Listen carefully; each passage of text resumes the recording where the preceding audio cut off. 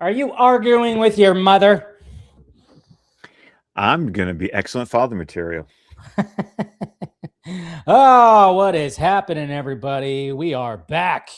Daddy's got to go to work. Yeah, Daddy's got to go to work. Oh, we're back here with DC Fan-imated, first one of 2026. So, And what an episode to start the year off on. This is one you were excited for. I'm so excited. Before we took a 2-week break because, the Eves were on the Wednesday. So it's like, yeah, let's just take a little break and start up fresh on the first Wednesday of 2026. And yeah, you were excited for this one. And man, I don't really remember this one all that much, but I am so happy with the thumbnail you picked. Yes, so it's perfect. Absolutely it's perfect because it's actually the image from the episode that I remember. Yeah, well, I mean, I remember the episode. I remembered some of it, but yeah, what an episode to start with. That's for sure. But and I have so many notes. So many. I have lots of trivia tonight. You have trivia. Wow. I have trivia. Yes. Nice. Well, looking forward to it. But yeah, we're back, and we're 2026 is going to be an interesting year. We've already kind of talked about it the last episode. That we're as soon as we jump off when we jump off Batman Beyond, we're going to be jumping into all different kinds of stuff. That's the thing is that it's not even jumping off. It's just like there's other things that come in. Season 3. That's right. That's when everything else started. That's right. But it's pretty interesting. And what's going on, Eric? Hardball Entertainment, of course, the executive producer of this week, bringing that back when it comes to the Patreon and stuff like that. So try to keep that up this 2026. Kind of sad Terry's shown as completely weak in getting Blade to take any responsibility. Well, funny how it turns out a blessing in disguise. She owes him. Yeah. There's a lot of tropey things in this. Okay, so I'm glad you bring up the tropey thing. Okay. Yeah. We are children, born in the 80s, raised in the born in the 80s, raised in the 90s kind of thing, Every sitcom we grew up on had this episode. If they had kids, if they had school-age kids in the sitcom, everybody did the baby for home ec episode. Like, it was just a thing. So it was a trope, and I think it's hilarious that Batman Beyond did it. Yeah, I mean, I could appreciate it when it comes to that, but yeah, I was like trying to remember. I'm like, which sitcoms had this? I'm like, they all did. They all did. Saved by the Bell had a version. Boy Meets World had a version. Family Matters. I think one of them just had it where it was literally you had to not break your egg, and I think that was Family Matters. They didn't have the actual baby. I think it was like I think that was Full House. Was that Full House? Okay, Full House. But it was just kind of funny because I was like, I know one of them where it was like it wasn't like you had a doll or something like that. You actually had an egg, which, by the way, can confirm.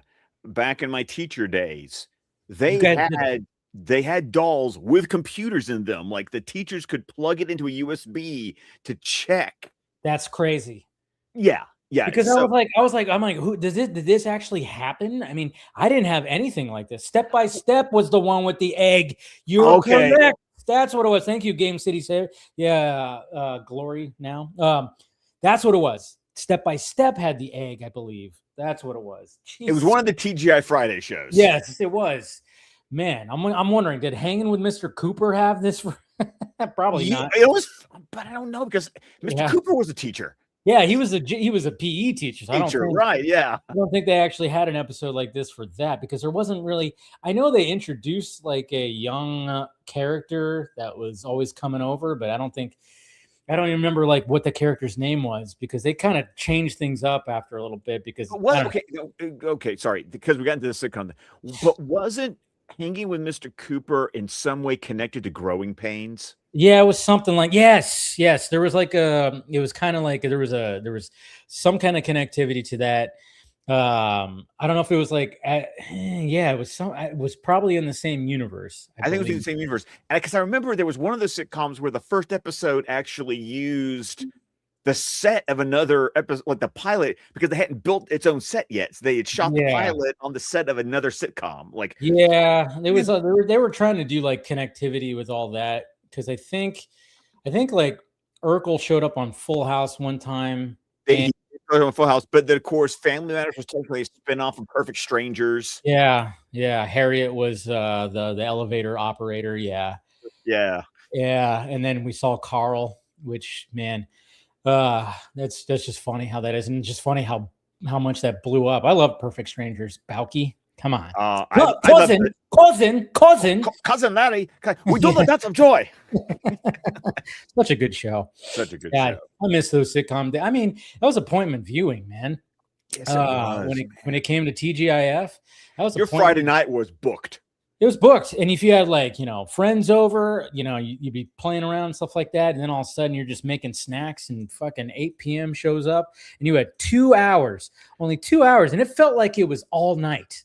It did. It was like four shows, all half hour each, but it felt like it was all freaking night, man. It was like, yeah. And it was funny because TGIF didn't mean "thank God it's Friday." It meant something else. No, that's what it is. Yeah, I know that's what the saying is, but that's not what that was. I thought that Look was. No, I remember. I saw a video and I can't remember what the actual thing was because they were trying not to rip off the saying. Okay. Yeah. So, man, I'm gonna have to look it up. Okay, look that up. This time you look something up. Yeah. but I think that's kind of why the Eggbaby as an episode, it's such a well-known trope in sitcoms. I just thought it was so funny that let's do an episode where our teenage Batman has to take the baby on patrol with him because he needs to pass the class. So he has to pass the class. So it actually meant, thank goodness it's funny. It's fun. Oh, I remember that from the commercials. Yeah. So it's the F meant funny, not Friday. Okay. Funny. That's right. I remember I saw a video a while back and I'm like, oh yeah, that's right. Anyways. So basically, when it comes to this, so we start off the episode, we get introduced to this family, this mom, she's Mom Mayhem. Yes. Mom Mayhem. Yeah. Yes. It was the golden age of alliteration. I love that line from Bruce. I know. That was a good line. That was a great line. And speaking of moms, hi, Mom. Hi, Janice. There she is. Good to see you. Good to see you. I love you. I know she just had did you recognize the voices of the Mayhem family? Okay, so the mom sounded like the old woman in Naked Gun, the third one, and she was been in other movies too. Yeah. Her name is Kathleen Freeman. Okay. Yeah. But she's one of those people that you almost never remember her name, but dear God, you hear her voice and you see that face. Yes, she had that. So it was her. It was her, yes. Yeah, and the first thing I thought about was Naked Gun 33 and a third. She was in that one. Because she played the Ma character in that too. Yes. Yeah. And then I don't know I didn't know who Carl is. Okay. The big guy. Carl is an actor by the name of Mark Rolston. His debut was in Aliens. He was the PFC in Aliens. But he was in Shawshank. He was in Bosch most recently as a name lieutenant. Again? I'll have to look him up. Yeah. What's the name? Mark Rolston, Rolston. Dude, he's one of those. He's been in everything. Yeah. That's right. Yeah, he was in Alien 3. No, Aliens. He was in Aliens. That's right. I'm trying to remember what else I remember him in because I've seen this guy's. And then Lethal Weapon 2. That's right. Shawshank. That's right. He was the gay guy, right? That was Boggs Diamond. Yeah. Yes. Who was who ended up getting his jaw wired shut. Yeah. He's in The Departed. Yeah, he's one of those character actors. When you see his face, you go, "Oh yeah, that guy." Yeah, he's done a lot of voice acting too. And connected to DC. Yes, he was Lex Luthor in Young Justice. That's what I was just saying right there. And then what was the name of the other guy? I forgot. Slim. Andy Dick. Yes. I knew I recognize. At first, I was like, "Oh fuck, I recognize that voice. What is it?" And then about 3 or 4 minutes in, I'm like, "That's got to be Andy Dick." I hear Andy Dick. So yeah, it was Andy Dick. Sweet. Glad I got that one. I was going to be mad at myself with that. Well, one. I knew that with Kathleen Freeman, she was going to be one of those. We don't know her name, but you know the voice. You know the voice. Yes, you know the voice. And you know the face too. You hear the voice and you see her face. Yes. Oh yeah, 100%. So they're breaking into this mansion, and they got obviously Carl, I mean, this is a strong family except for Slim. I mean, he's got his weapon, but the other two are pretty damn strong. So of course they break in, tearing down the gate, and then they I have to say one little thing. Did you notice their car? No, I didn't. It's an El Camino. Oh, okay. Is that supposed to be? It's like a flying El Camino. It's a flying. Yeah, the whole point was when they designed their car, they based it on a Chevy El Camino. Oh, that's okay. Okay, I thought there was it had some significance to No, it's just the fact that that's literally what they basically just made it a flying El Camino. Oh, okay. I mean, I knew it looked like it had like a truck look, but I didn't think. Oh, yeah, okay. Well, I thought it was going to be some is that significant to something? No, it's just fun trivia. They specifically when you get the DVD set. Now, I know when they did the Blu-ray set, they didn't carry over all the commentary tracks, unfortunately. So I don't know if it carried over to the Blu-ray, but I do know on the DVD, the Eggbaby was an episode that got chosen to have a commentary track. Of course it would. Of course it would. Makes sense. But yeah, I didn't put it. It's funny too because El Caminos, man, a buddy of mine in high school, he had a really nice blue with a white racing stripe going up along the middle of it. El Camino as his first car that he restored with his dad or something like that. And those, I mean, it's funny because it's a crazy concept that didn't really last that long, but man, it did it. But it's a cool. It's like have a car, but with a truck bed. Yeah, it was very, very interesting concept. I mean, obviously, we've had other concepts when it comes to your avalanches and when they try to make an SUV, but it's a truck. It's got a bed, but it's a small bed. But yeah, El Caminos, man, those things were slick, man. And you get somebody who restores one and puts a nice little paint job on that. Thing is pretty sexy, not gonna lie, but yeah, that's cool. I didn't even really notice that. So, but yeah, so they get it, and then we get this butler who looks strangely like Alfred. Very young Alfred. Yeah, young Alfred. He's bald. You got the hair on the side. He's got a mustache. No, he actually doesn't have a mustache. Oh, he didn't have a mustache. He did not have a mustache. Okay. Maybe I was just imagining that because I was just thinking, he kind of looks like Alfred. So yeah, of course they're gonna rob this, get to the safe, and Slim has his special little way to blow the safe, mag bomb, mag bomb or something like that. And of course it's what, do you want to blow up the whole place? No, it's not that kind of bomb. And then basically Mom Aham is just looking for a certain ruby and finds it. And when they get out of there, I love it that the butler decides to call the police to report, hey, there's been a break-in and they stole the ruby. And then he looks down and sees all the cash cards and he goes, and also $25,000 in cash. And it's oh, you slick motherfucker. Declan was watching the episode with me, and he went, "Oh, he's gonna steal it." It's yeah, he got it. He got it. Yes. Good. Oh. So then we cut to the next day where Terry's at school and they're talking on the phone. And then that's where you get that line where it was the golden age of alliteration. It's so freaking funny. I mean, it's true. I mean, it really, that line, if you're a comic book reader or anything, that line spoke to you right there. It's yes, there was so much alliteration when it came to names. I mean, Marvel went crazy with that, of course. But it's just that. So that one I chuckled when it came to that. And then, I love it how he's I still love it. I gotta go to family studies. I'm failing. And I love how Bruce turns to Ace and goes, "Who fails family studies?" This does play out like a sitcom. This episode, it really did. But it's so freaking entertaining. I mean, oh, it's so ridiculous, though.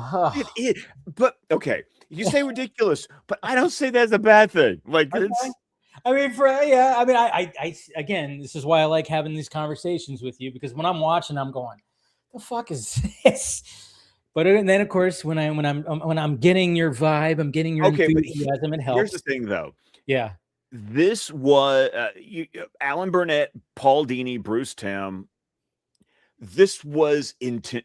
They literally said, let's make the most childish episode of Batman Beyond ever. Like this was literally like their mission statement for the episode. Yeah. Interestingly enough, it's the They only episode that Bruce Timm worked on that he ever let his daughter watch. Really? Yes. Wow, that's funny. Yeah, I can see that. Because it's like there's nothing really scary or over the top or dark in this episode really at all. So yeah, so we get to the family studies class, and yeah, of course Terry is like, just, you know, the teacher goes like, hey, who's expecting to be a parent when they're older, and everybody raises their hand, and of course Terry's not, and then Dana looks at him like, hello, and then of course and then she brings out these egg babies. I mean, these things are creepy, man. I mean, they're fucking creepy. That's what Declan said. Declan said the exact same thing. He's like, why is this so ugly? It's like, yeah, I mean, it's like ugly cute, but so creepy. It's like, I always thought it was cute. I always thought they were. I mean, it's supposed to be cute, but it's just the fact that it's like, why is it the shape of an egg? You know that, and no, that I don't know. It was funny when Howard has the baby. It's like, okay, make sure you hold its head.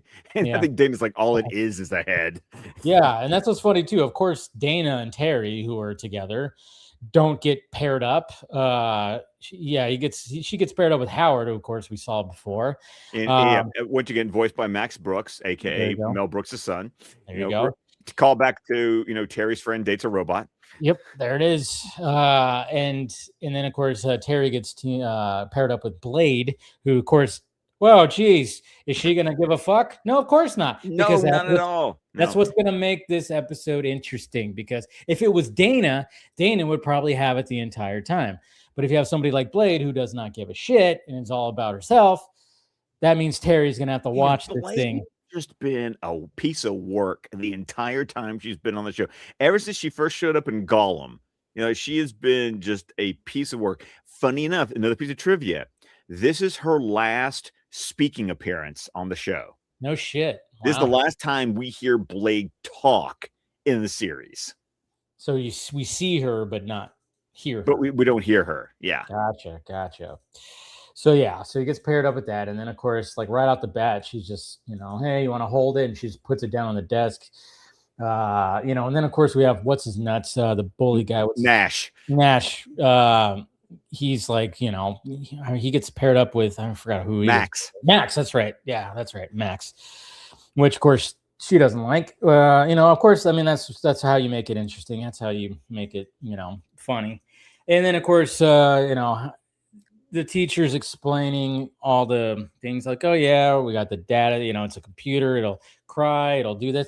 But it's so funny too, because I mean, obviously, yeah, it's a gag, it's a thing, it's a trope thing in sitcoms. But I mean, in real life, I mean, I could see, you said that they did this kind of stuff. Man, I can't imagine, like, I mean, what are you supposed to do when you have other classes? You take it with you. Yeah. Like, I can tell you from my days as a teacher. Now, I never had to deal with it because you didn't take this class until like the 7th grade, and at the time I was a 6th grade teacher. Home ec was kind of like 7th grade, but no, you carried it around in class. Kids would bring it out to carpool, and you had to like show up first thing in the morning and take it to the home ec teacher so she could plug in the USB to basically track your activity from the night before. Couldn't that like be disruptive for the other classes? But the doll doesn't make, or at least not in school, it doesn't make noise. Okay. But yeah, you're carrying around a baby in a baby carrier. Gotcha. That's crazy. Yeah, I'm remembering the Saved by the Bell episode now, because what happened with that was like Mr. Belding's baby, Zach ended up having to watch Mr. Belding's baby. I can't remember why. And then they were in the home ec class where they had like the fake babies, and then Screech went to retrieve the baby, but then ended up getting one of the dolls. I'm just all coming back to me right now. It really is. It's fun watching your brain, because I'm like, I know my brain all of a sudden it just hit me like, oh yes, now I remember the Saved by the Bell version of this. Well, yeah. But yeah, the fact that the egg babies like cry and react, that's kind of the futuristic thing. But jump ahead about 10 years, and everything she's discussing about how the baby is recording like your interactions with it, and like, do you put it down? Do you pick it up? No, that like they legit can do that now. Like it's crazy. So it kind of predicted the future for home ec classes. Well, we had those. I mean, it's funny because then you had like Furbies, like in the early 2000s, and you had the little, what are those little creature things, like the little pocket baby things. I don't remember what they're called, but I know what you're talking about. Where you had to like, you had to like keep it alive, and it was like a little pocket, like with like a little screen on it that was trying to keep. I remember that was like the late 90s. The Furbies came out like in the early 2000s. I remember my mom had one, and it was like, I was like, isn't that Gizmo? And it was like, yeah, they essentially just based it off of Mogwai, So, but yeah, it was like a Tano, I don't know, something like that. Yeah, I know exactly what you're talking about, though. Yeah. But I also like the fact that now she's like, what if we drop it? And she's like, you fail. Yeah, and then she shows, and it's just like, boom, and then it's just, you get the X's on the eyes. The X's, and you get the sound effect that sounds like the computer just crashed. Yeah. That's just like, damn, that's kind of brutal. So, but she also said that it's half of your final grade. That's crazy. Half of your final grade. Of course, they have to make it dramatic. They have to make it dramatic, but also because since Terry's failing, an A on this would he'll pass. Yes. So they do a good job of establishing that. Oh yeah, he's paired up with the worst partner. Yes. Oh, it was like so it was a Tamagotchi and a Digimon. Yeah, Tamagotchi, that was the girl one, and then Digimon was for the boys. That makes sense. The Digimon, I remember the Digimon. Yeah. Never got into them, never got it. My mom, like I said, my mom had a Furby. It was creepy when it would just fucking just whoa, and then it would just like turn on randomly. It scared the shit out of you. It was like, what the hell? It was like, good God, this thing. Man, those were so huge for like what, a year, and then everybody got sick of them. Oh, I mean, that sounds about right. Things go. It was so like, it was so big, and after like a year and a half, people were just like, all right, we're over it. What's the next thing? What's the next thing? Yeah. There's always like, what's the next thing? And now we don't have that. Now we just kind of go like, oh, okay, Stranger Things is over. What's the next thing? Yeah, not the secret episode, folks. That's for sure. Oh, God, I think it was so fun. I was having fun with it, though. I'm not gonna lie. Oh, I could tell you're having fun. Dude, I went down the rabbit holes, and I was like, I want this to be a thing because fans are doing a really good job of pointing out some shit. But I was like, but it's too far-fetched. And we'll see what happens when it comes to that documentary. Maybe they'll pull a fast one on us. Probably not. Anyways, back to this. So, yeah. Where are we at? So, yeah, Blade in class, and then so then he go. So what happens then is that, Terry's at home.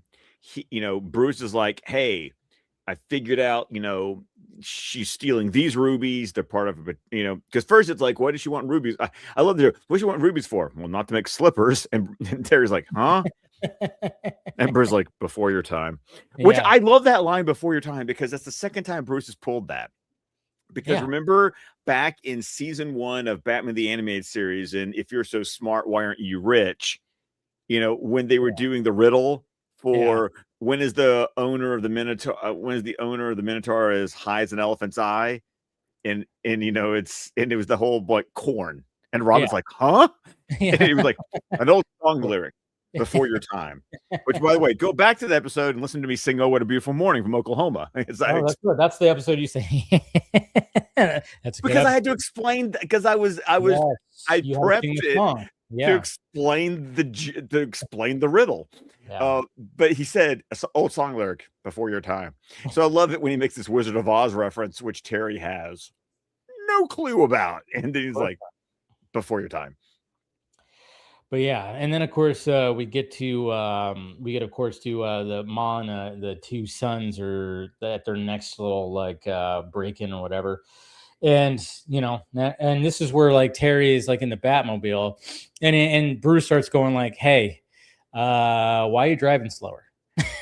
And he's like, well, because what we skipped is that Blade yeah, showed up. Blade shows up and She's he's got like, a you take it. date, and she just Yeah. like shoves the baby on Terry, and Terry's like, I had him all day. Of course, I'm sitting here going, wow, this is so realistic. Had him all day. Yeah. Right. So, yeah. But yeah, so then naturally he has to go out as Batman with the little, and then, Bruce starts asking questions. Then all of a sudden you hear the baby start crying and making noises. Like, is that a baby? I love Bruce. Did you take a baby out on patrol? It's Yeah. not a real baby. I love how he says, and this brings up a really good point, is that lately Bruce hasn't been watching. Like, we've noticed that, at the beginning, it felt like Bruce always had the vid link on. Yes. And now he almost never does. He just talks to Terry. But I love that Terry's like, turn your vid link on. Yeah. Well, I think, like, if we want to approach that as it's just now Bruce trusts Terry, that where he doesn't need to be watching every little move that he makes unless he needs to, which, but yeah, that was cool. That was funny. It was like, yeah, turn that. Bruce is like, what the hell is that? Like, what is that? But yeah, and then of course when he shows up there, and you got Carl, who they see him, and then he on the rooftop, and then he goes up there and starts firing at him. And so it's funny because I know, like, the little Eggbaby thing is like anytime that Batman is going swinging around, it's like having the time of its life. And Declan pointed that out too. And he was just like, why is he, whenever he's flying around, the baby's always so happy. I'm like, I wanted to be like, what do you think I did to you when you were a baby? Woo, like, yeah, I love it there's when a you reason. throw them up in the air. Yes. Kids love to be thrown up in the air, especially in pools. Man, you can't get enough of that. Trust me, Daddy gets enough. His arms. Oh yeah, are like, it's a workout for the parents. That's for damn sure. Jeez. That's why they're called dad bots. It's why this yes is always more toned than the rest of us. Yes, the arms, shoulders, and everything. It's just the midsection. That's just it needs to work. That's what it is. Yeah. So yeah. So and then of course then he decides to put him like in the dumpster outside, like on the building, and it's like, all right, just hide him right there. He'll be okay. You can't smell. Yeah, good. Yeah, hopefully he says, like, hopefully your computer can't smell or something like that, and just has him chill right there as he tries to take him on. And then of course they get away, and then naturally it's like, oh wow, late at night, garbage men are there about to take it. And then swoops down and grabs it. And I love, like, the garbage, one of the garbage guys was like, he's like, whoa, was that Batman dumpster diving? And the guy's like, hey, gotta eat. It's like funny little. Again, this is such a goofy episode. It's such a goofy episode. It really is, but it's it's fun to talk about. It's so fun to talk about. And then the next day we see the dudes sitting outside the school, just like Nash and Terry and Howard. Yeah. It's just doing that. And we kind of it is kind of funny because it's like, oh yeah, because Nash is like, all of a sudden he's not a dick. I know, he actually is quite paternal. Yeah. It's like, oh wow, is that what he needed in his life? He needed something to nurture, because he's all of a sudden he's like not a dick. Why is my baby eating? Terry's like, because you're feeding it through its nose. I love it. He takes the bottle down, and all of a sudden the baby starts going. Yeah. And then we got Howard. They're like, oh, I think mine almost said Papa or something like that. Yeah, he said, Papa. Howard is like gone off the deep end. Like he's. Yeah, and then Max shows up, like, basically. It's just funny because she wants nothing to do with it either. She's not being paternal at all, because she's just like, hey, I got your homework done and blah blah. And then Terry's like, oh, I get it. So then you don't have to watch the thing. But I love Max's explanation. We've decided to go for the more traditional, family roles. I'm the breadwinner. Yeah. He's the homemaker. Exactly. So it works. Yeah. And then I love Nash. It beats algebra. Hey, I mean, it's true, right? So, and then of course Dana showed up, right? Well, because Dana actually Howard won't let Dana. Oh yeah, that's take care of the baby. That's true. because he's fussing over it. And Dana's like, I want my turn. And then we get to the Batcave, and Blade does show up, but then of course she's like still not having it. So Blade still's like, fuck this shit. Yeah, she's still like, she even says, "How's our little A+?" And like that's good God, ugh. So terrible. But we get back to the Batcave, and then of course Bruce is just like, I love the babies. They're an ace, totally. Does he have to be here this whole time? And then it's kind of funny because as they're like talking about like the next, like where could the next place be that that Mom Mayhem and the two boys are going to show up. And then it's funny because you hear the baby, he's like, oh yeah, I fed him, I did that. He should. And Heather walked in and laughed because it sounded like something weird. I double fed him. I kept him up all day. He's going to sleep through the whole night. I'm sorry to tell you, Terry, that fucking never works. Of course not, especially when a dog starts licking you. That's what the baby's like. I love, but Bruce is also like, do you have to have the thing the whole around? Even people with real kids find someone else to take care of it every once in a while for a night out. It's like, well, my mom was too young to be a grandmother. What about your brother? I tried that until he was shooting rubber bands on it. How about you? I love Bruce looks at him and goes, yeah, never mind. It's like, nope. But it's like, come on, Bruce, you could have done it. But at the same time, that doesn't help when the dramatic things that happen when it comes to this, because when they're getting to the next little heist that they're gonna do, or the next Museum of Fashion. Museum of Fashion. So we see some old school like Batman the Animated Series type of suits and clothing. Yeah, because it's definitely that 40s inspired style, just like the Dark Deco from the animated series.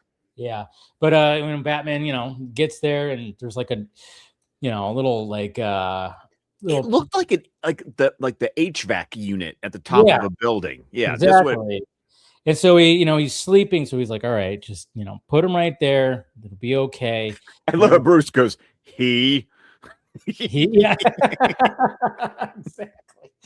Oh, Bruce is funny in this. Bruce is really Conroy. Kevin does some amazing line delivery in this episode. He really does.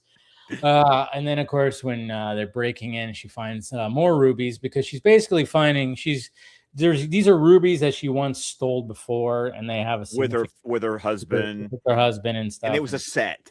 Yes. Yes. Yeah. So, and then of course, when they're about to get away, Batman intervenes. And then I love it when she goes like, this is getting old, Batman. And he's like, look who's talking. Oh. Like, good one. I like it. And then of course there's like the whole big fight scene. But then she packs a punch. She's a sturdy broad. Yes, let's be honest. She really is. And Batman, and he's having some trouble when it comes to trying to take this whole little family down. Okay, I just had this thought while we were talking. You know what it reminds me of, interestingly enough? It's like what they did with the Penguin in Caped Crusader. When they made Penguin Oswalda, and she had two sons. But that's always been that sort of dynamic. I'm trying to remember who that classic was. It Ma? There's that class. There's that family. No. There's that classic gangster mother who it was like and it was her sons. It was like her crew. Oh God! Someone in the chat can help me out here. I know, maybe. I don't know. Eric says she's Wilson Fisk as a woman. Yeah, pretty much. Like, if we're talking, let's see. Hold on. I'm gonna have to look this up. So Ma. Yeah. Gangster. What was the? Yeah, there's always that dynamic where she had her boys. Yeah, my boys. It's been repeated. Ma Barker. That's who I was thinking. Barker. Okay. And what movie was that? No, she was a real person. She was a real person. So it wasn't. They never made a movie about it. Well, I think they've made, but she was the inspiration for a lot of this because it's not you're the right. first time that we've seen like Yeah, she was a something like 1930s gangster who employed her sons as her crew. Yeah. yeah. So, but that's like the classic archetype of the mom. So it's kind of like, you got Mom Mayhem, but then also reminds me of what they did with the Penguin and Cape Crusader. And so and there's always like the skinny one is like you always have like the lug and the smart one. Like that's True. that's It's always the what you skinny got. one and the big blunt object. Yes. It's like, yeah, you're right. And wow. Then it was kind of funny because I mean, and that's what's gonna be cool is like, eventually we'll get to Cape Crusader and talk about those episodes. But I mean, I remember a lot of people were like, oh, they gender swapped. And I was like, yeah, I get people's complaint about gender swapping Penguin, but at the same time, they worked. It fucking worked. And I think they were like, hey, we're gonna do that aspect of it. Yeah, they're gonna do the Ma Barker, and yeah, he had Minnie Driver as the voice of Penguin. So. And I was wondering, I'm like, is it gonna work? And I watched it. I was like, oh yeah, it worked. It worked. It worked for me. I was fine with it. Like I was like, anytime they do that kind of stuff, I'm like, just make it make sense. Don't just do it for brownie points. Don't do it for that. If you make it work within the story and everything, I'm okay with it. And now that you mentioned that, because that's what it did have, that familiar vibe of like, I've seen this before, where you have the hefty mom who packs a punch and she doesn't take any shit, and she doesn't take any shit from her sons, and she might even smack them across their head, but she loves them dearly, kind of thing, But it also kind of lends, because you've got Terry as Batman having to be a parent to the Eggbaby. Oh yeah. And he's fighting a crew that's a mother and her two sons. So it's like this interesting one family against the other, kind of deal. And then we find out that when they get away and they get on the rooftop, guess what? This little camouflage was that he put the little Eggbaby in. Well, that's the El Camino. He has the trunk of the El Camino. Yeah, so. And it's like, oh shit. So again, plays out like a sitcom like crazy. I know it works so well. There should have been a laugh track in this, Dan. There could have been a laugh track, man. Especially, but I felt like, you know what? I felt like the Eggbaby was the laugh track, because they would be going, yeah, true. you had the baby giggling, the whole time. It was so funny. And then of course, like they get away, and then Terry goes, Batman goes after him, and it's like, and even Bruce is just like, hey, you're not going to sacrifice yourself for, that. You're not going to do that. But then Bruce goes, well, wait a minute. Like, when I'm trying to find it, goes, well, it's a digital baby, right? That means it's got a digital cry. And then all of a sudden Terry's just like, oh, I can scan for that cry and we can pinpoint where they're at. And I'm like, woo, there you go. Because there would be a frequency that he can, yeah. And then I love it when Bruce is like, unless they already turn it into an omelet. And Terry's like, hey. Bruce is just like zinger after zinger. Yeah. He's the comic relief in this one, man. He definitely is. So then naturally we get to their little hideout, and and this is where we kind of get like a little backstory of like, talking about the father, and she makes it seem like he passed away, but then one of the sons goes, it was Carl. Carl was like, Ma, Dad isn't dead. Yeah. He ran off with, don't you ever talk about your father that way? Yeah. So we kind of get a little insight of that. It's like, oh yeah, there wasn't that. Eesh. So there's a little trauma, like in a different way than we initially thought. We thought like, oh yeah, maybe the father like died during a heist or whatever, but nope, he ran off with, someone else. Yeah. So and then of course they hear the baby start crying. And then they're like, what the hell is this thing? It's like Carl's just like, huh? And of course it keeps crying. And then like both him and Slim are just like trying to like poke at it and trying to turn it off. Slim is trying to treat like it's a computer. Oh yeah, totally. He's like pushing it. He's like trying to like find a button or like the first. He expected to go beep, beep, boop, boop, beep, beep, yeah. But it can't happen. And then Mama's just like, give it to me then. And she tries to do like, oh, this reminds me of you guys. And then it won't stop. She goes, toss it out. I thought it was funny. Oh, it reminds me when you were this age. And I felt like that was her way of going, Yeah, fuck that memory. Yeah, that could be. Yeah, you could be right. That's how I always interpret it. Yeah, Like, no, that does make sense. Like, oh yeah, you guys were pains in the asses. And so then Carl is just like, all right, he's about to like toss it out the window, but then he's like, but it's so cute, Which, yeah, I mean, it's like, oh, it would be kind of sad, even though it's not, it's fake. And then he goes, well, maybe we could sell it for money. And she's Carl, just like, toss it out. I'm getting angry.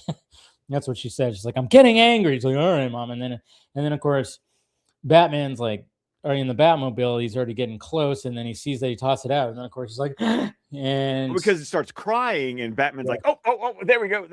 Yeah, shoots out of the Batmobile, grabs onto him, and that's where I love how he's wearing his backpack. Yes. Yes, and that's where we get the thumbnail where he's just like, he flies past Carl in the window and sticks his tongue out. But you also notice the baby winks. Yes, the baby like, yeah. It's yeah. I know when I saw that as like use the thumbnail, I was like, all right, that's perfect. That's perfect right there. So then and then that's where we kind of just where craziness gets even more crazy. And like I said, yeah, he puts the Eggbaby in the backpack. Oh, this stupid thing started over. I'll get to it right here. I know it happens. Oh, here we go. Is it right there? No. Let's go a little bit further back because, we got a whole big action sequence right here, which is like gets intense. It does get intense, but it's also so funny if you just watch the baby's reactions the entire time. Right. Okay. Let's see. Sorry. Trying to find it where. Okay. Oh, yeah. That is an El Camino, isn't it? Yeah, it is. All right. I think right here is good. Yeah. This is where Terry lands onto the roof. And that's where we're going to jump in on. Because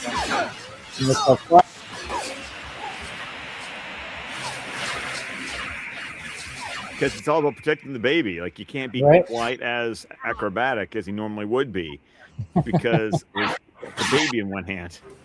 Having the time of its life. Oh!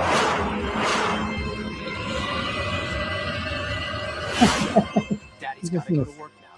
Daddy's got to go to work. You know what that reminds me of? That reminds me of Michael Keaton from Batman '89. It really kind of does. Go to work. Yeah.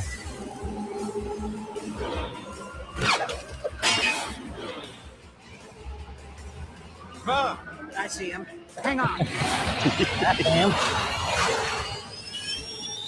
It's really funny is that, as they're driving through this sequence where they get onto like the highway, this reminded me of Batfleck in the Flash movie. That's exactly what I was about to say. I was like, Andy Muschietti, I see you. I know, right? Yeah. Because it's the same thing. It's like, yeah, it kind of is. There's the last shot.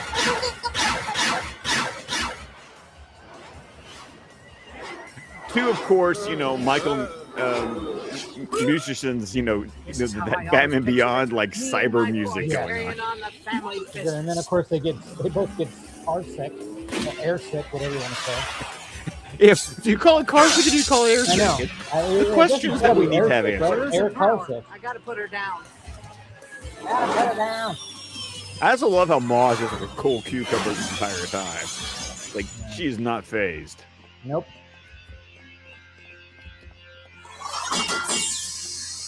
Here's a little gas for you. I mean, this is classic Batman, Of course.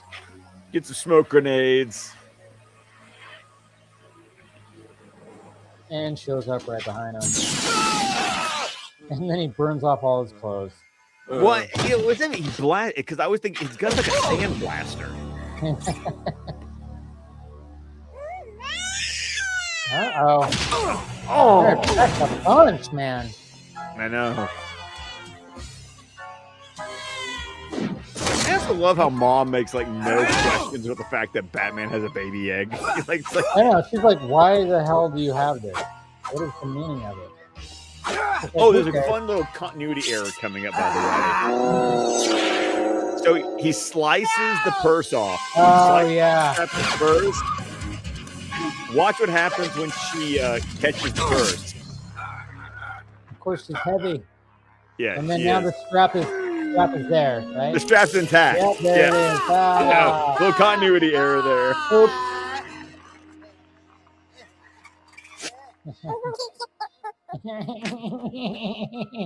Oh God, you don't have to watch the end of this. But basically, what happens is, when it comes to grading all this, everybody was like, "Oh yeah, you guys, basically You did the everybody bare. Like I love how bare the teachers. minimum. You did a borderline job. Yeah, you fed it, you did it, but a baby needs, stimulation. Stimulus. Yes. Yeah, and guess who did that? Terry. It's like, of course. I mean, I think you see where it's gonna go, because it's like even Terry, but Terry's like, oh shit. But there's like, yeah, of course it's gonna be, because anytime that he was, jumping around and doing all his acrobatic shit, the baby is just like, like just having the time of its life. So he gets an A. He gets an A. And I love it how Dana's all looking at him like, hey, and then he's like, oh shit, not yet. Because he even said that earlier in the episode, like, oh yeah, I'm not going to be a father for a long time. No one wants to be, because obviously, Batman, it's a little difficult. Yeah. But freaking Dana was like already like, she was like already ovulating. Pilton was like, who knew? Hey Terry, who knew you'd make such excellent father material? Yeah, exactly. And then so crazy episode. I know. Okay, a couple more details I need to point out. Oh yeah. Okay, so I mentioned this 2 weeks ago when I was talking about why I love this episode so much. This won an Emmy. Yeah, you said it won an Emmy. Yeah. 2001 Outstanding Special Class Animated Program. Wow. So the one Emmy Batman Beyond won, it was this episode. This episode won Batman Beyond an Emmy. That's hilarious. Wow. Yeah, I think because I think this is the kind of the thing where the show wins the award, but it's because they submitted a certain episode for consideration. It's always weird how the Emmys work, because like a show can win an award, but it's usually a particular episode that's winning the award for the show. And so Alan Burnett revealed that it was the Eggbaby that won them the Emmy. Wow. Yeah. That's funny. That is funny. The only other time that Batman, an animated Batman, won the Emmy was Heart of Ice, right? That one for writing, yes. I think Batman the Animated Series won a different because Robin's Reckoning won a primetime Emmy. Oh, okay. But Heart of Ice won a daytime Emmy for writing. Okay, it's interesting. Okay, so yeah, so one, I mean, like I said, it's got a lot going on in this episode, and I could see why they would, again, discussing it, I have more appreciation of it. One other piece of trivia I want to point out, because a name shows up in the credits that you maybe didn't pay attention to, but this was the very first episode of the DC Anime Universe directed by James Tucker, who go ahead. Sounds familiar. Well, because James Tucker later went on to direct lots of episodes, but also became the executive producer of the direct-to-video movies. Those Apocalypse ones. Remember, Ernie talks about James. Yes. I was like, I know that name. Because Bruce Timm stopped being the executive producer of the direct-to-video movies with Dark Knight Returns, starting with Justice League War, which launched that continuity of movies that led all the way to Apocalypse War. Yeah, that was what they call the Tuckerverse. One of the nicknames for it is the Tuckerverse, because James Tucker took over being the executive producer. Well, he had been working as a storyboard artist and an animator, and this was his first episode to get to direct, because Kurt Gaeta, who normally would be directing these episodes, he was busy working on Return of the Joker at this time. They were producing Return of the Joker at this time while these episodes were being made. That's cool. There you go. It's a little behind the scenes right there. What's happening? Anything else? Those are. I've now hit all my trivia for this episode. All the trivia right there. There you go. I mean, you learn a little history, so that's crazy. Yeah. So that's where Tucker, the Tuckerverse kind of like jumped in. Yeah, I remember Ernie talking about him when we've had him on. We got to get Ernie on again one of these times too.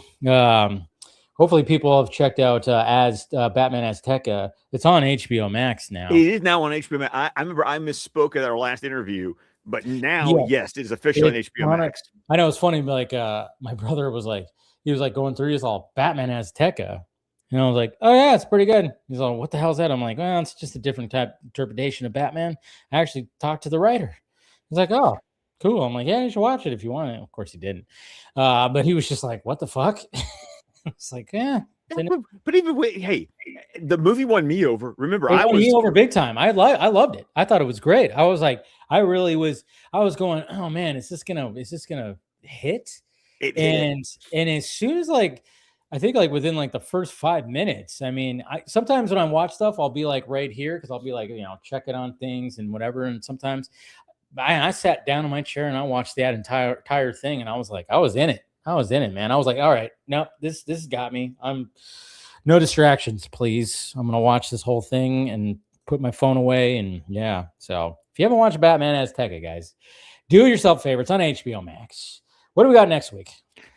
Well, it's funny because as you started off the episode talking about the crazy year we're gonna have on DC Fan-imated, it kind of gets started next week. Does it? Because we're still in Batman Beyond, but the episode is Zeta. So this is the beginning of the Zeta project. Yes. Oh boy. This is the episode that introduces Zeta, who will then later on get his own show that will be a spinoff, and they'll do tie-ins with Batman Beyond. But he gets introduced in next week's episode. Oh, there we go. So that should be interesting.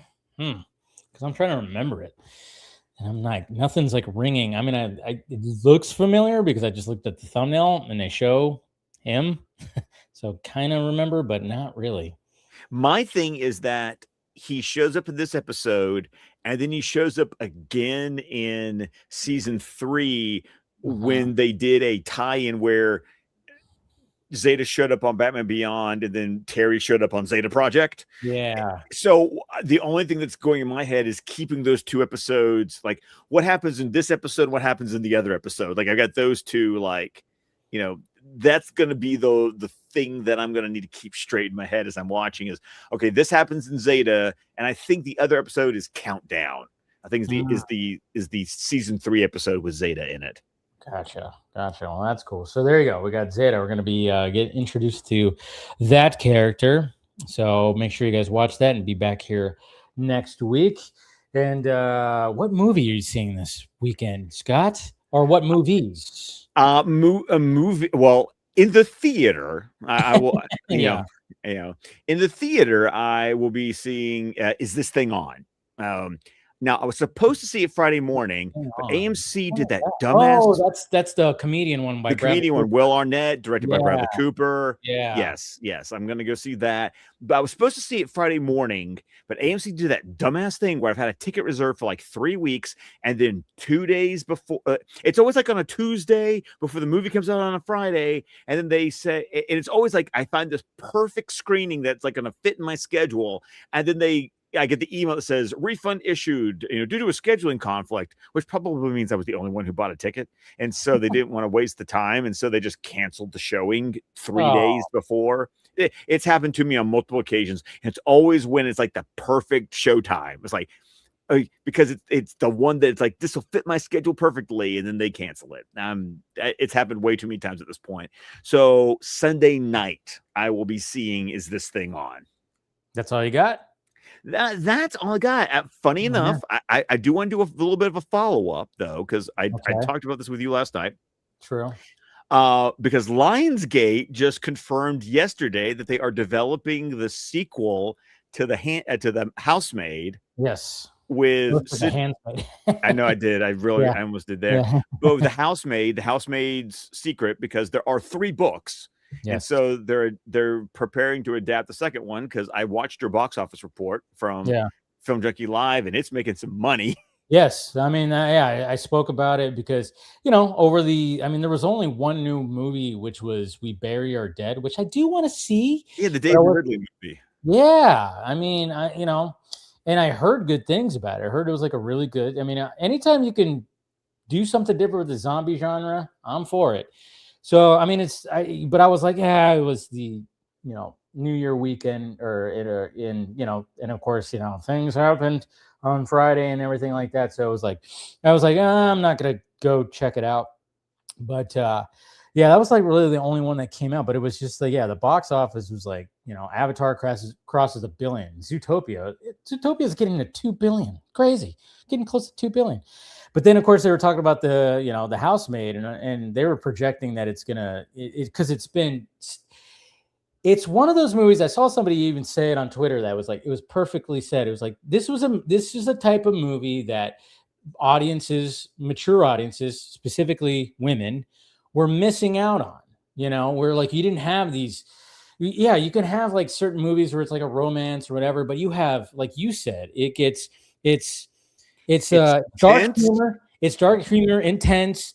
Then it's horny. And then I even said, like, well, look at the 4 leads. You got like 2 like fucking hunky dudes and 2 sexy women. I mean, like, yeah, I mean, I want to see it. And sadly, I didn't go out to see it. Maybe I'll catch it some other time, or if it just comes out on video. But yeah, they were saying, because it only made for 35 million, and it's already at a 115 or something like that. It's over 100 million. I know that.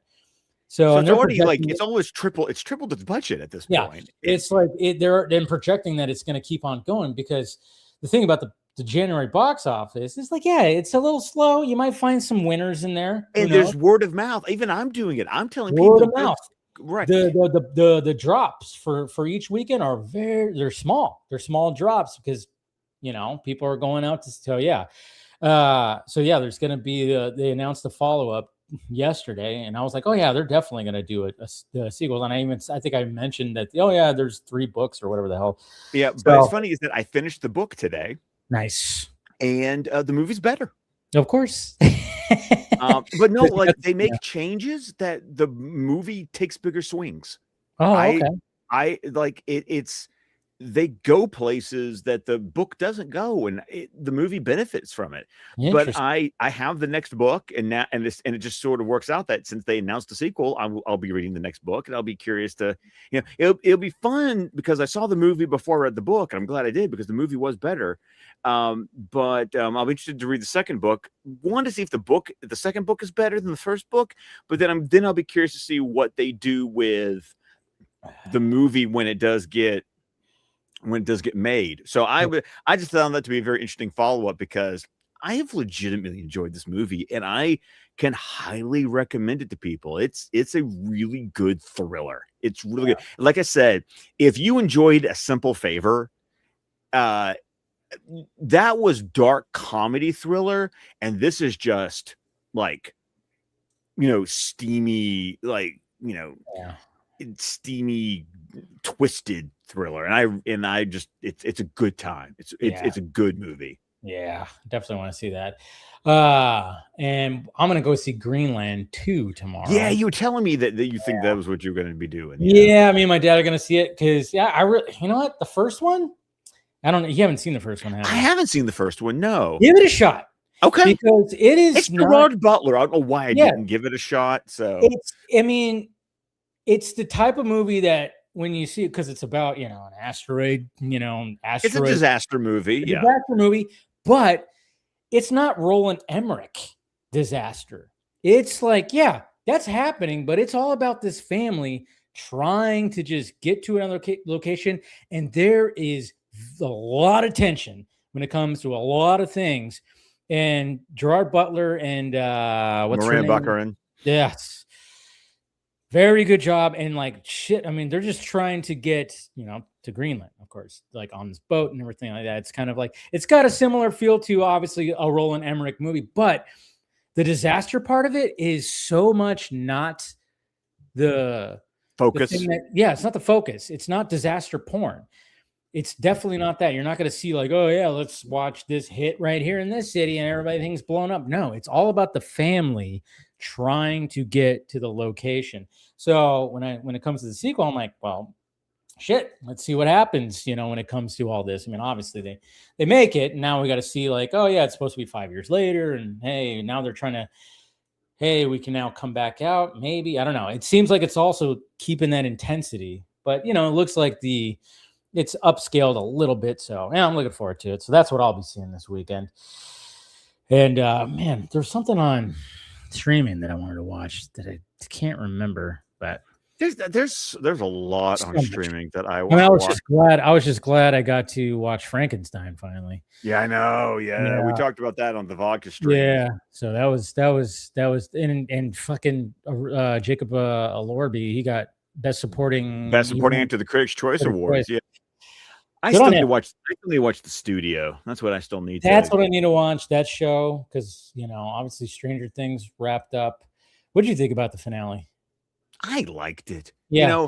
I think we talked about this on. I can't remember if we said this on air or off air on the vodka stream, but it was like, yes, season 5 is the weakest season of the 5, but it doesn't mean it sucked. Like being the weakest of a great show can still mean that you're better than most seasons of other shows. Yeah, I mean, I think they, there was. It was a little messy. It was a rocky little landing. There was some turbulence. And, maybe the initial final battle was like, okay, there's things I like and there's things I'm going, well, wait a minute. But like I said, I think we said the logs were really great, and they fucking hit you right in the feels. And the way that they wrapped up the characters, it was like, so that's what, at least, they, I think a lot of people can agree with that, and Heather and I did finish Welcome to Derry. Oh yeah, what'd you think of that, dude? Oh my god! Oh my god! That was so good. Those last 2 episodes. Oh my god! Oh, the fire scene, the black spot. Yeah, good God, man. Jeez, and then seeing the origin of the actual Pennywise the clown, and and all this stuff. Jeez, but once again, fun for someone who's read the book, because they were pulling it from the book. I mean, they made changes and they adapt things, but the black spot incident in episode 7 is the interlude in the book where Halloran shows up. So it's just one of those. Like I said, the book is structured where you're following the losers, but then it does a lot of let's go back in time and kind of trace Pennywise through the history of Derry. And the black spot is one of those interludes, and that's where Halloran shows up in the novel. But I loved what they did. I thought it was great. I love the little post-credit scene at the end, when they reveal. Heather and I were discussing how they can, based on something that I think was Marge said, you're like, oh, so that's how you're going to be able to do a season 2, because the next cycle, its next cycle is the movie. That's the next time he shows up is what we see in the movie. Because I was doing the math going, oh, wait a minute, it's 1962, 27 years later, 1989. That's when the movie takes place. Okay. There it is. And then, we see Bev. We see Bev. Yes. It's funny too, because over this past weekend, I actually rewatched it, chapter 1, and I appreciate it more. I mean, I still really like it, but man, I really and you probably saw my tweet, because chapter 2 started playing and I only watched 20 minutes because it was late, and I was just like, I'm going to go to bed. But I mean, you brought up a good point.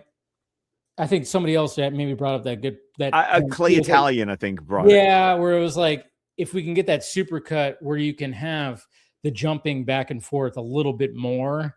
Well, because the idea is supposed to be, because as we discussed, when you leave Derry, you forget. You start forgetting.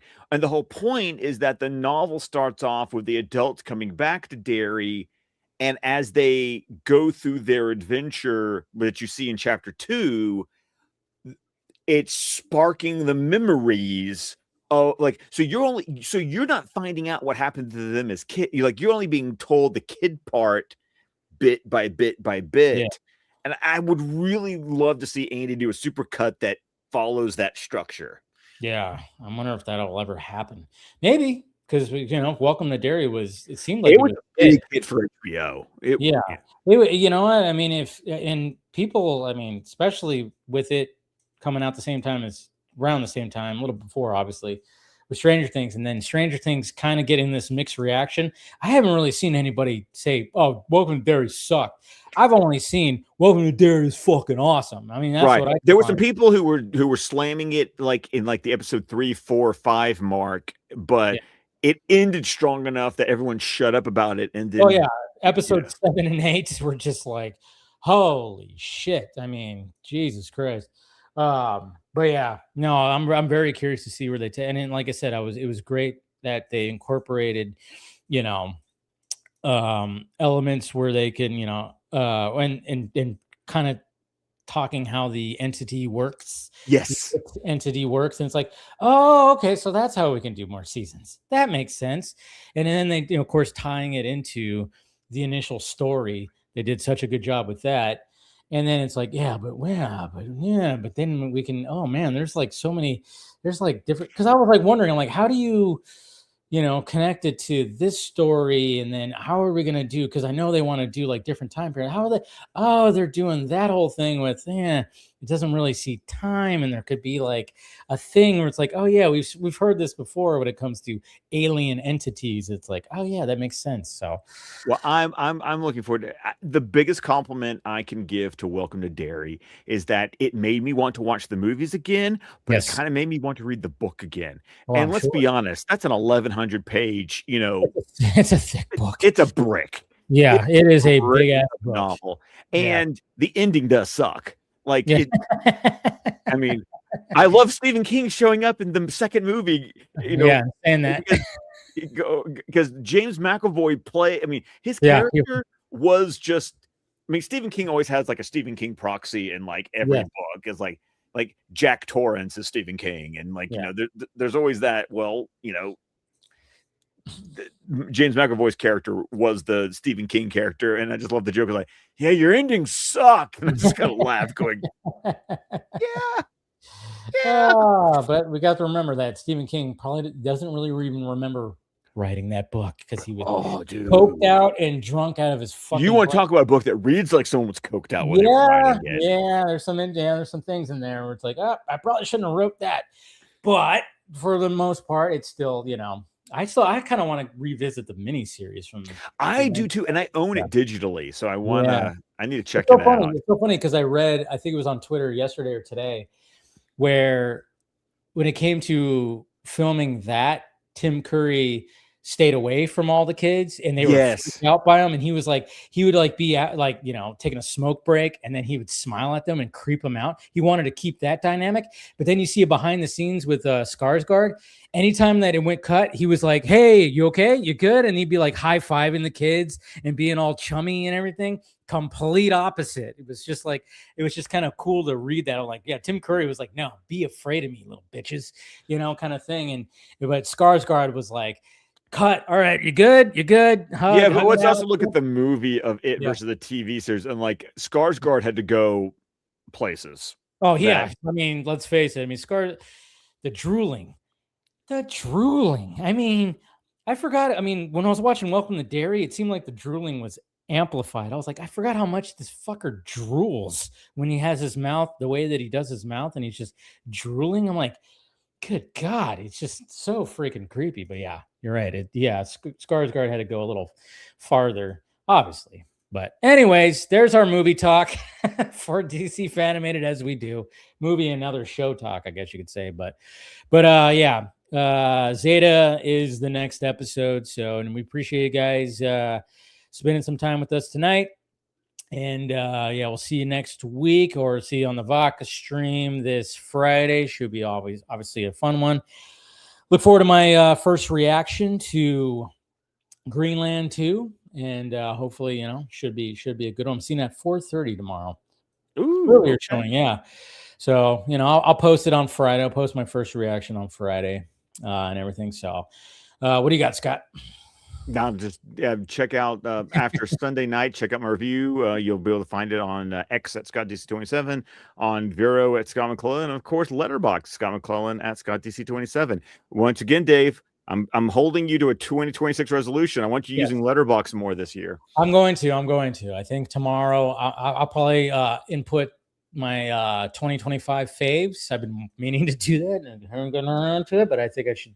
I definitely going to do that to start it off with. And then, yeah, with each movie, I'm going to write like a little review on there. Why not?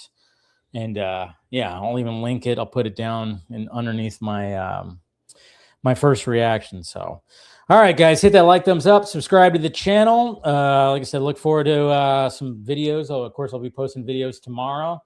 I got some DCU stuff that I want to, kind of talk about that showed up today and yesterday. So I'll be posting a video tomorrow. And then, of course, Vodka stream on Friday. All right. We love you. And we will talk to you later.